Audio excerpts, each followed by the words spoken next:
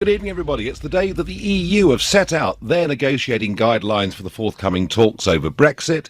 It's the day that sees Lord David Steele resign from the Liberal Democrat Party. Remember, he was the long-time leader of the Liberals, going back a bit, all over the child abuse allegations surrounding Sir Cyril Smith. We'll talk about that. But the front pages this morning were stolen, I think, by the Daily Mirror. Big front page. And joining me is Russell Myers, Royal Editor and Chief Investigative Reporter of the Daily Mirror. Russell, welcome to LBC. Tell us what your front page said this morning. Well, evening, Nigel. Well, it's about Meghan and Harry's £20 million a year security bill. And 20 million?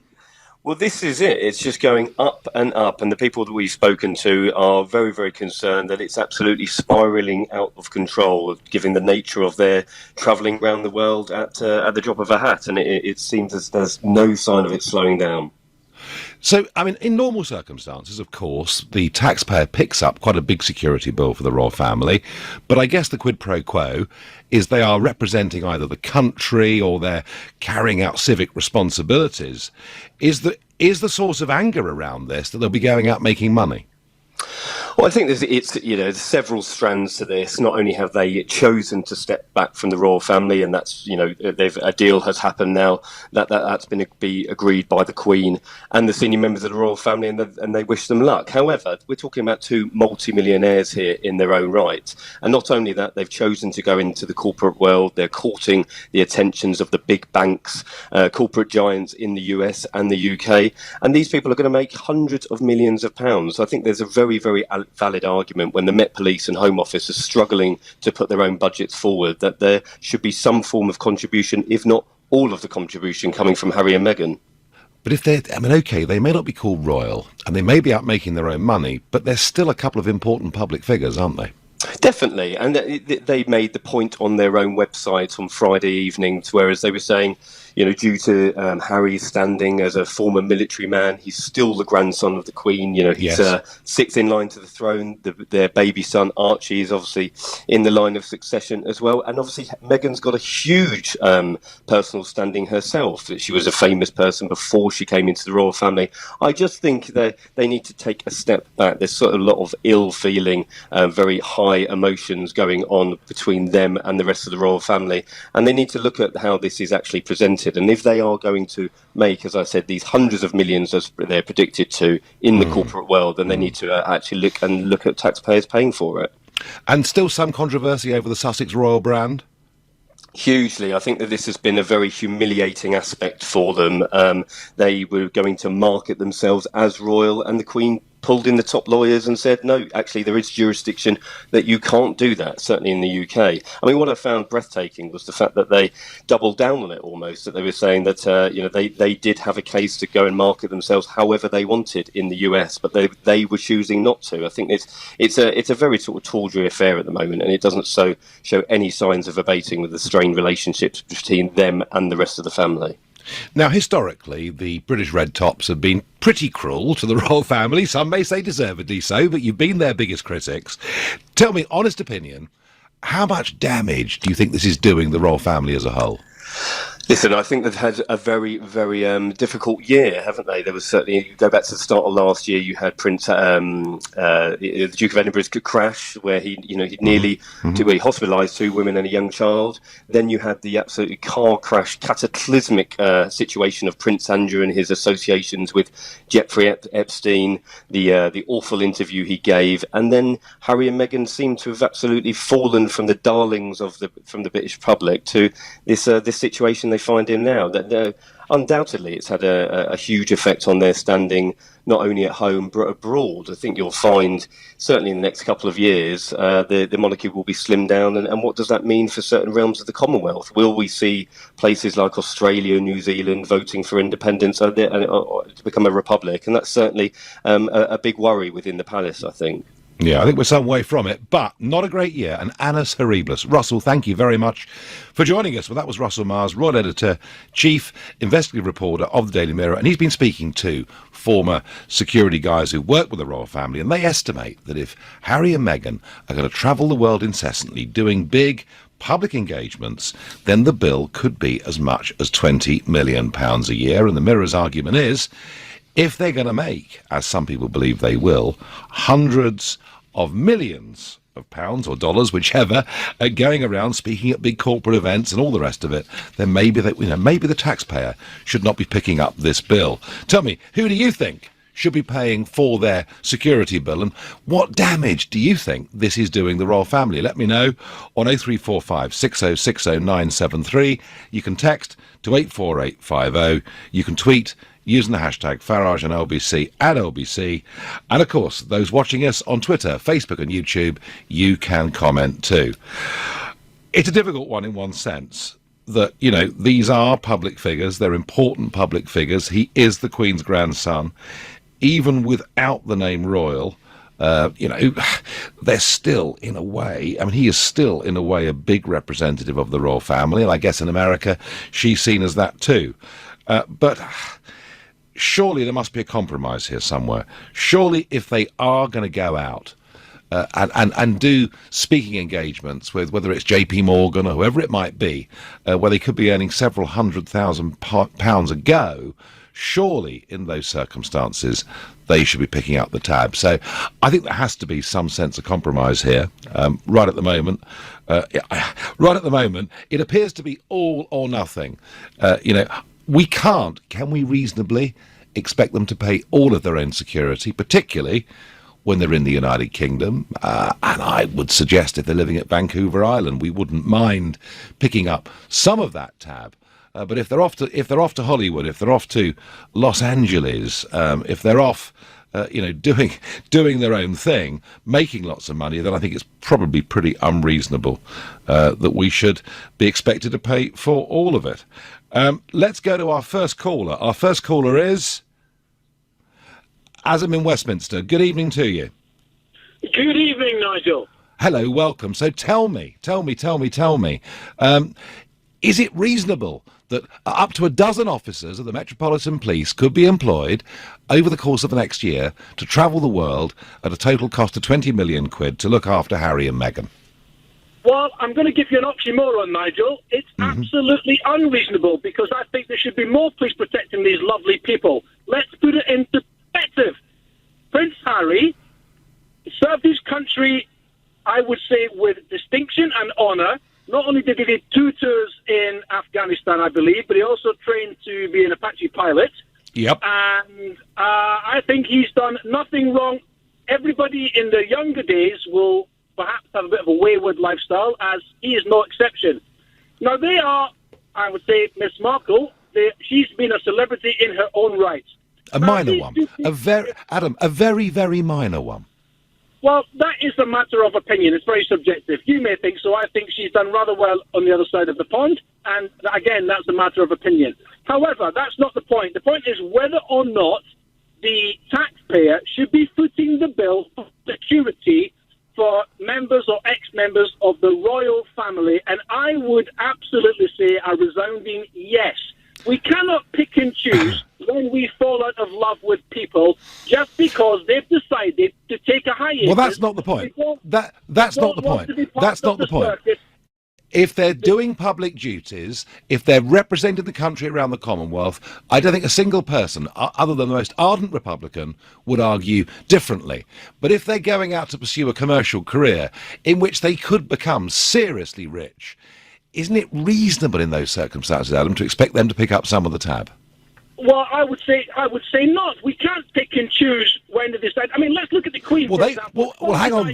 They've chosen to walk away from their duties and responsibilities. No, they haven't chosen to walk away, Nigel. They've been forced out by the hounding media, who just want a head on a platter because these two people, these lovely people, don't toe the line. Well, I'm sorry, the press can't have it. They can't have their cake and eat it. They didn't want to do their duty. They wanted to have their cake and eat it. They wanted to go off and make money and still call themselves royal. And the Queen, it wasn't the tabloids, it was the Queen that put her foot down, wasn't it?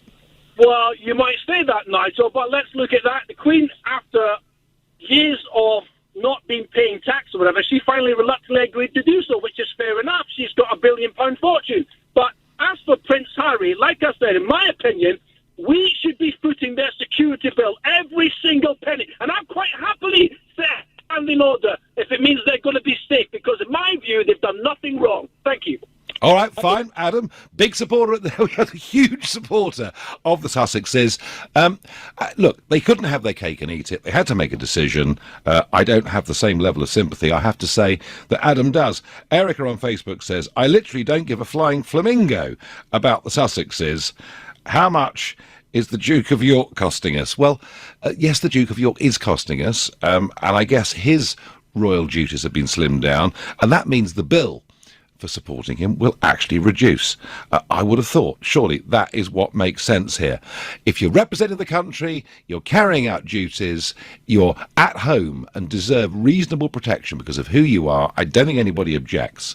But I think if you're going off to huge fundraising events in Los Angeles or Las Vegas or anywhere else, a year on Harry and Meghan's security as they tour not like it and make possibly hundreds of millions. I'm not so sure that it is. Before I get back to your calls on that, and lots of passion on this issue, today Brussels have set out their negotiating mandate for the upcoming talks with the United Kingdom on the details of Brexit. Negotiations will start next Monday, and the UK's position will be laid clear this Thursday.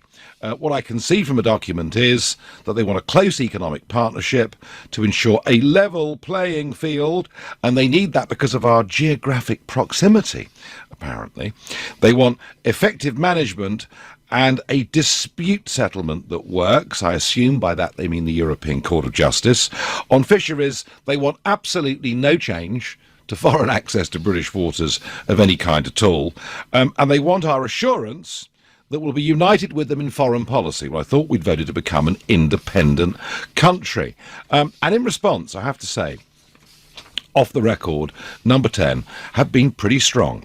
They have wholly rejected the two most contentious chunks of it for a level playing field, and they're saying that actually the idea that EU fishermen can maintain current levels of access isn't going to happen. The UK didn't vote to take back control of its fishing waters to give up that control again. It doesn't matter what the EU puts in its mandate, and on the level playing field, Number 10 say, we must have full control of our laws. We will not accept any demands for the UK to follow EU rules. Well, all I can say to you is this is music to my ears, and clearly music to the ears of Steve Baker, who today has resigned as the chairman of the European Research Group, saying we've got Brexit, the government's saying and doing all the right things. Well, do you know what, Steve? I understand why you say that. I'm feeling very optimistic about the way this is going. There are other things I'm less so, but the way this is going. But many of us had this feeling with Theresa May back in 2017, and she didn't deliver. So, it's not over until it's over. Now, back to Harry and Meghan, and Martin in Chorley is a new caller to the show. Martin, good evening. Good evening, Nigel. Welcome. So, is 20 million quid reasonable to look after Harry and Meghan? How much do we spend looking after former Prime Ministers like Tony Blair? We spend some money, but I would have thought the security team around Tony Blair was pretty small compared to the travelling circus that would need to go with Harry and Meghan, given that they're big current celebrities and they'll be out doing very public events. Well, as a veteran, I'm a bit sickened that we actually spend any money looking after Tony Blair for obvious reasons. Well, okay, but that's not what I'm doing. But Martin, he is a former prime minister, and like him or not, agree with him or not on his military decisions, he does deserve, I think, a degree of security. But I mean, the point about Harry and Meghan is that as royals, we want them to be properly protected. Of course we do. But we've not been used to the idea that frontline royals, somebody who's sixth in line to the throne, effectively. I personally think we should be paying for it still. He's still going to be a target to bad people. And it would still be very bad for the country if anything did happen to them. Yes. He's obviously a veteran himself, which is going to make him a target to quite a lot of people. He's done a hell of a lot for the country. He's done a hell of a lot for veterans as far as the Invictus Games and raising awareness to veteran suicide. And I do think they should still get this level of protection. If it's 20 million a year, it's 20 organs we've got is he's reportedly costing the taxpayer millions of pounds a year in police protection, as well as allegedly blurring the line between his work as a Middle East peace envoy and his business interests. So, yeah, we're talking about millions of pounds a year for Tony Blair. Equally, the argument that Martin from Chorley was making, I guess, does apply, because some of that cost is covering Tony Blair when he's out doing events at which he's making money. And as we all know, he has become a very, very rich man. So there are some similarities there, Martin. It wasn't a bad point. If the Duke and Duchess of Sussex can't use the name Sussex Royal, then they should charge it. Well, yeah, okay. Richard, we can't expect them to pay everything for themselves. Let's go to Tony in Hampstead as a new caller. Tony, good evening to you. Oh, hey, Nigel. Hi. Hi there. Yeah, so first of all, I think on the Tony Blair comparison, I think there's a fundamental difference there, because Tony Blair's a public servant who, by choice, decided to serve his country. And I think, you could argue for years he earned a public civil servant salary where he could have been doing corporate work. So I think that's a different comparison. But you touched on this earlier, which was, if they were living on Vancouver Island, living a modest life, doing a bit of charity work and whatever, I don't think, once you're over the fact that protection costs millions, which is, it's a difficult thing for, I think, a lot of people to understand. Once you're over that fact that it does cost, I think if Harry and Meghan were living a modest life, and let's say it cost 3, 4, 5, 6 million, and then you added on, included like when the royal engagements, or maybe when they're doing charitable work like the Invictus Games stuff and what have you, that would cost a lump sum, probably significantly less than the 20 million. I think that above and beyond that, if they're doing for-profit stuff, I definitely think it would be somewhat unreasonable to expect the taxpayer. Yeah, well, that's what I think, Tony. So I think everyone's emotive about it. There's a whole Harry and Meghan thing going on anyway, which is, is I think skewing a lot of public opinion. But if I was the Queen or whoever, or the police protection unit, I'd be like, this is what it would cost if you were living a normal life, all the for-profit stuff. But either JP Morgan will foot the bill for that. They will pay for your flights, and that's part of your deal. Yes. Presumably, yes. You should be earning more than what it costs for you to get there, including police protection. And I think that I agree, they should be picking up that part. So some sort of compromise is needed here. Yeah. Yeah, I think so. No, that's my view. He's the Queen's grandson. He needs a level of protection, but not if they're off doing commercial gigs. That's my feeling too. Tony, thank you very much indeed. Strong emotions here on Twitter. Nigel, please leave Harry and Meghan alone. The bullying media can't stop. Harry and Meghan should pay their own security. Cake and eat it isn't strong enough. They must discover the reality of independence, says Chris in Leeds.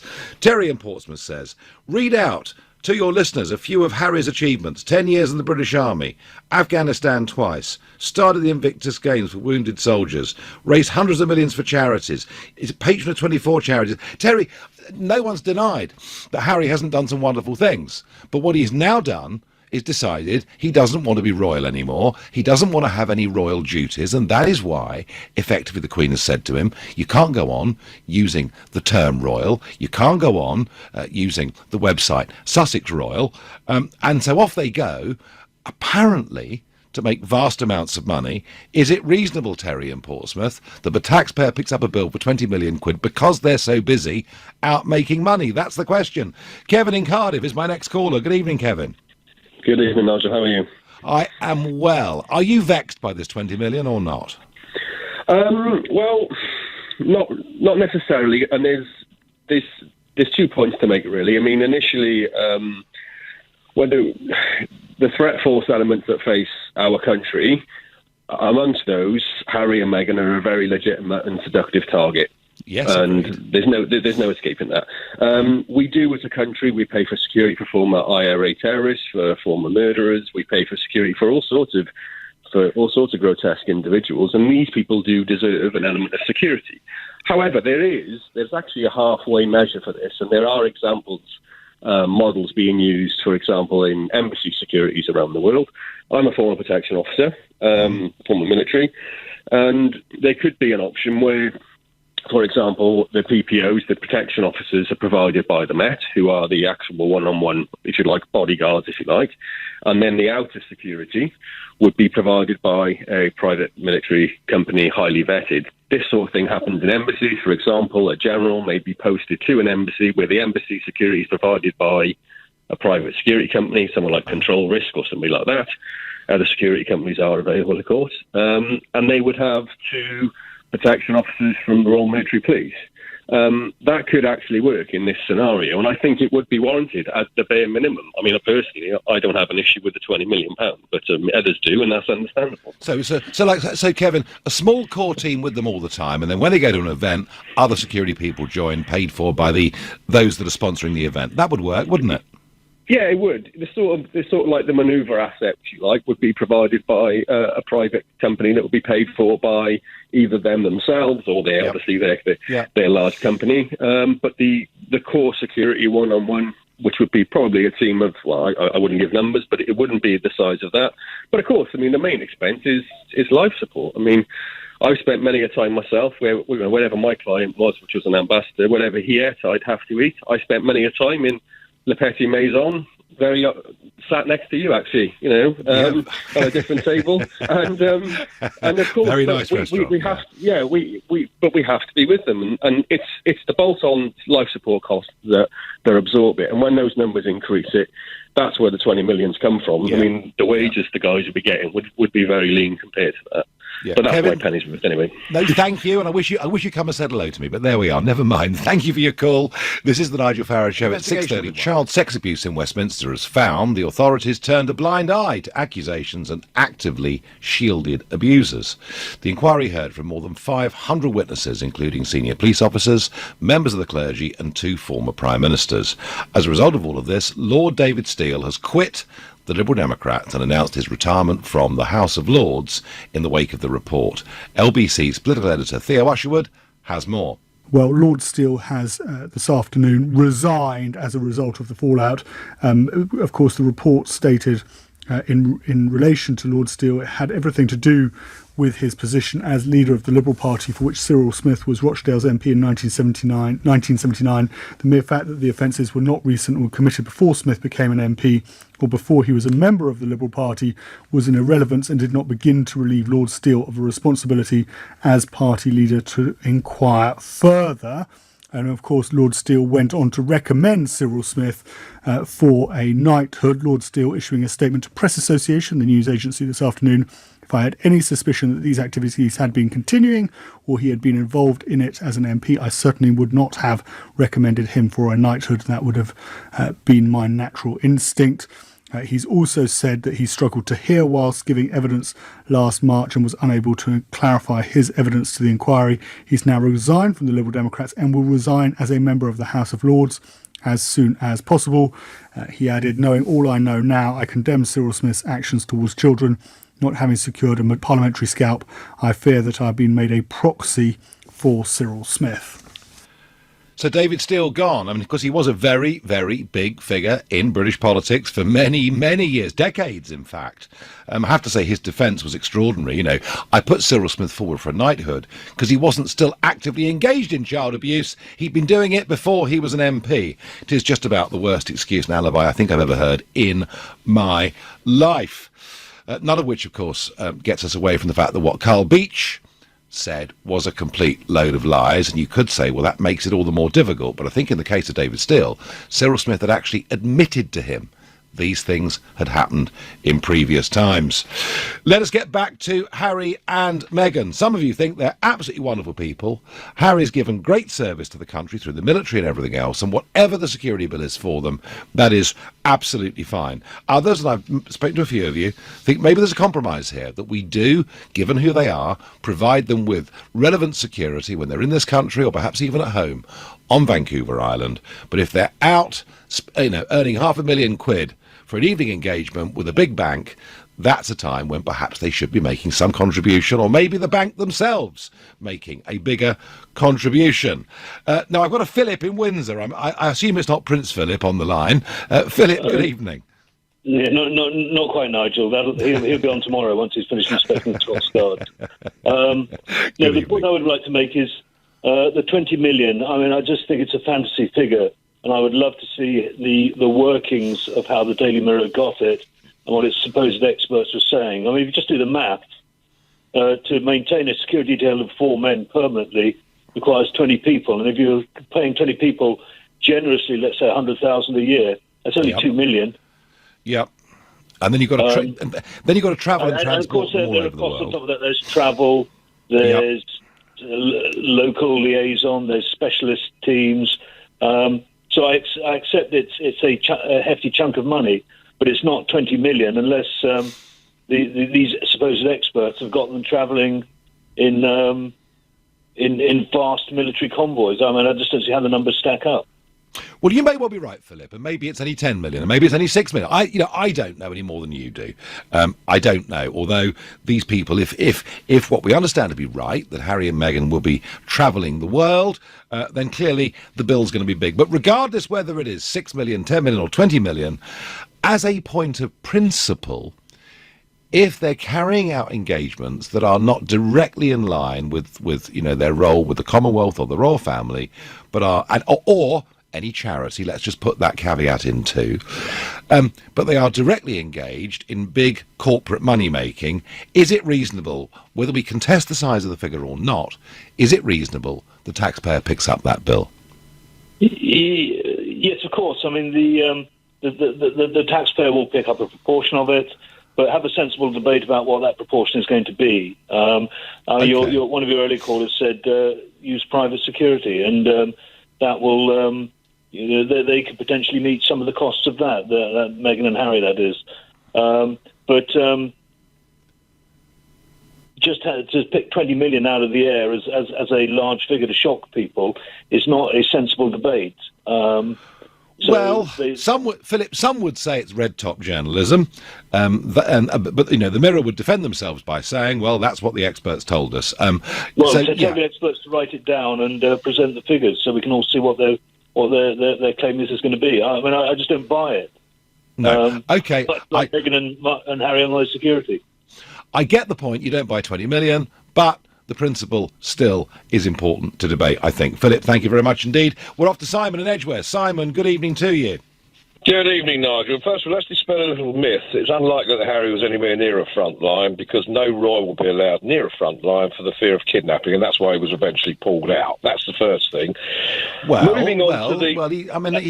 was flying helicopters and doing all sorts of things, wasn't he? Yes, but where he's flying. The heroes were those at the forward bases in Helmand. Those are the real heroes. But anyway, that's a separate issue. My view is very hard line. If you want to go off and do your own thing, then you abdicate in its entirety. There's no HRH, there's no Sussex. You pay your own security bill. And by the way, we want the money back. I want the 2.4 million repaid for the refurbishment of Frogmore. Oh, you're a toughie, aren't you, Simon? Well, yes, I'm sorry. That's how I think they've been rather selfish. I think they've been very disloyal to the Queen, and they've been irresponsible in their behaviour. But I've got nothing. If they want to go off and do their own thing, I have no problem with that whatsoever. Pay your own way. That includes your security bill. So you sense... You're either in or you're out. So you sense, Simon, there's still an element of having their cake and eating it, do you? Oh, there's no question about it. I'm not suggesting if they were in, and you ought to talk to the Canadians because they are furious of thinking on the idea that they may have to pick up the security bill while they're in Canada. And I can tell you the mounted police won't be happy about that. And we can ill afford to be having Scotland Yard detectives deployed all over the place. On the matter of Tony Blair, I've always been of the opinion that if you're engaged in a lot of money, which of course he has in his so-called charitable foundations, he made a huge amount of money from his own business dealings. As a Middle East envoy, I think he was considered a bit of a joke because he actually didn't contribute very little. But that should be means tested. There's no reason why Tony Blair should not be paying a proportion of that security bill. There's no reason at all. No, I agree. Simon, I agree with you. Absolutely. There is a difference between going about one's normal life and getting the protection that you deserve as a former Prime Minister or the Queen's grandson and sixth in line to the throne than going out on commercial activities. Simon, I agree with you. He should be paying a proportion of it. Absolutely. Thank you. I'm going to go to Carolyn in Stanmore, a new caller. Good evening, Carolyn. Good evening, Nigel. Thanks for taking my call. Not a bit. I think that despite being disappointed in Harry and Meghan before, leaving the UK and leaving their roles as royalty, I actually think that they've every right to the security, just like we grant security for every ex-prime minister, no matter what mess they may have put our country in. Harry's lived in, yes, he might have lived a privileged life, but he's lived in a goldfish bowl. He's done a great deal for this country. It will still be doing a great deal, even though he's not working as an ambassador for the royal family.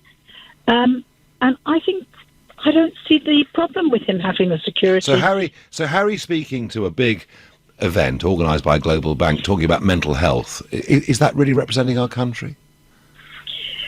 It may not be directly representing our country, but they will all take notice of him because he is Prince Harry, and he's always going to be Prince Harry. It may be a very important subject. Yeah, it may be a very important subject and all the rest of it. But Carolyn, if they really are going to go and make hundreds of millions in the next few years, don't you think a lot of ordinary taxpayers would say, "Why don't you foot your own security bill for that?"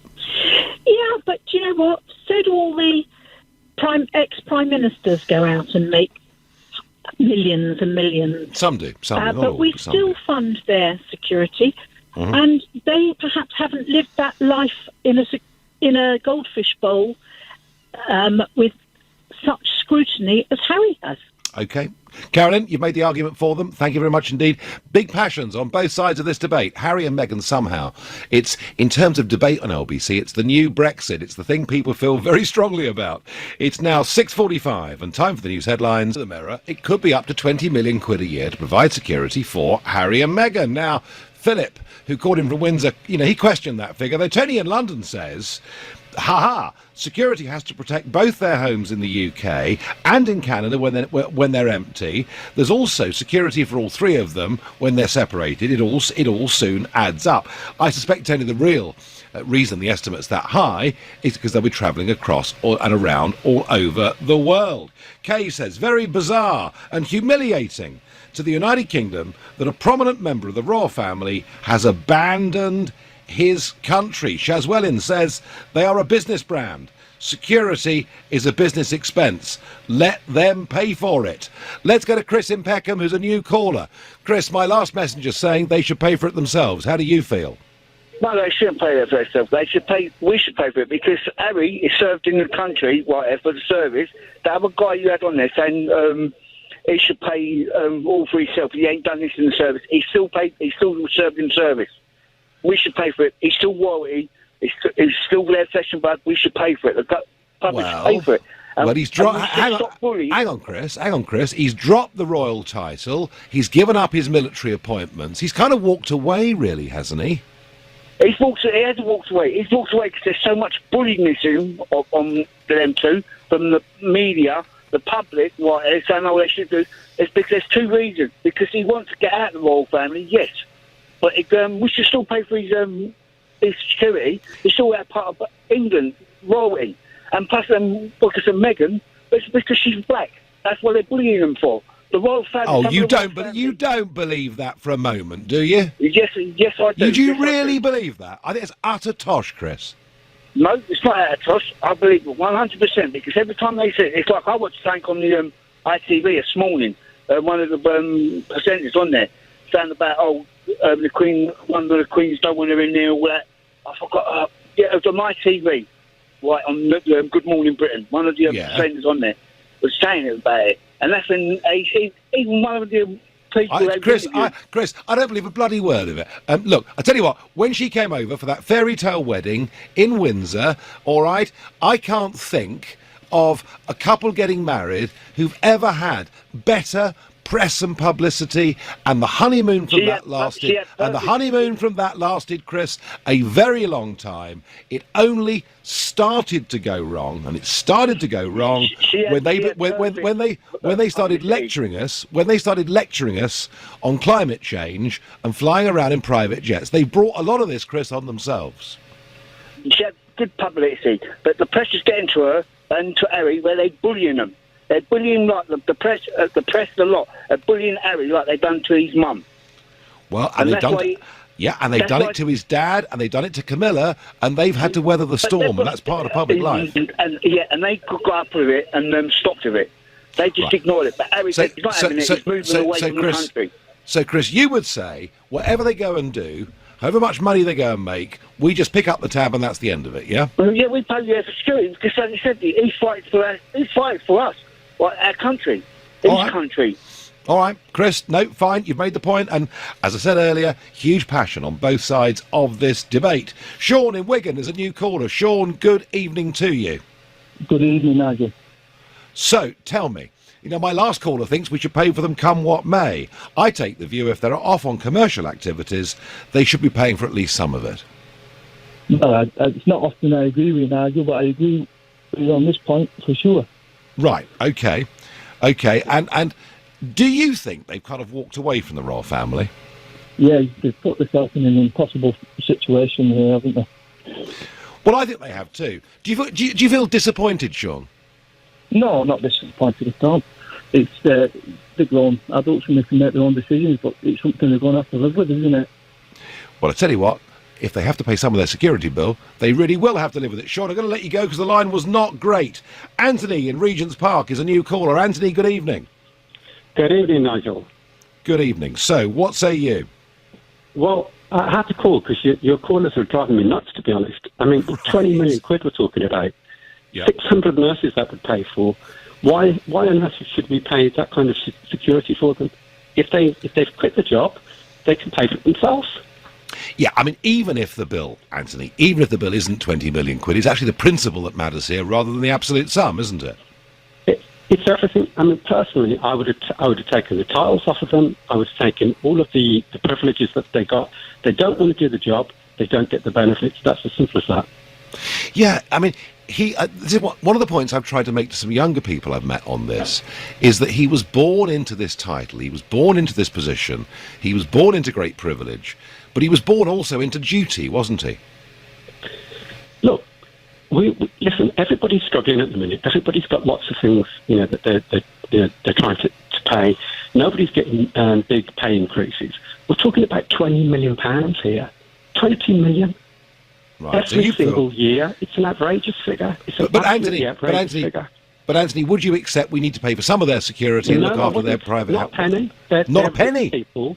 They're not a penny. They are rich people. They're worth £35 million. Let them pay for their own security. Listen, you don't get to make a decision that you're going to go and live somewhere else in the rest of the world and expect somebody else to pick up the tab for it. Well, Anthony, you're a hardliner on this, but I still think they are. He's still the Queen's grandson. They are still potentially targets for bad people. We have some responsibility, don't we? When they're in the UK, we have responsibility. But if they choose to live somewhere else, that's their own. Okay. Fine. Okay. All right. Anthony, thank you very much indeed. Well, as I say, very, very strong passions. Harry, Meghan and Archie need security. But some suggesting here that maybe the Prince's Trust could pay the bill. Maybe Charles could pay the bill. Anne and Cliff say, look, we are working class folk. Why should our hard-earned money go to pay for them going around the world? Oh, and also their grandmother is one of the richest people in the country. Quick last caller, which is Mark in Montrose. Mark, good evening. Hello there. Good evening, Nigel. Good evening. I'm going to give you 40 seconds to have the final say, Mark. Here's what I think. At the end of the day, if you've got a job where you get a company car and all the expenses that go along with it, if you finish working for that job and move on, you'll lose all that with it. And I think they should do the same. Harry was his always life, obviously, part of the royal family. She married in. She knew what it was about. There was no illusions there. They've both decided to move on. So if they want to make their own way, they've got to make their own way. The British taxpayer should not be paying for it. Mark, you've put that concisely and brilliantly and within time, and I thank you. Now, tomorrow, I won't be with you. I've got an engagement here in Washington, D.C., which I will tell you all about on Thursday. That means Eddie Mair will be on for an extra hour tomorrow, discussing a subject that I have not yet touched on, but feel very, very strongly about. It is IR35. It is the way independent contractors are treated by companies that they do business for. It could be very bad news for millions of people running their own businesses, and the budget is on March the 11th. So that's the debate Eddie will have with you tomorrow. I'll be back with you on Thursday at 10 tonight. It's Tom Swarbrick. Up next. We will make America great again.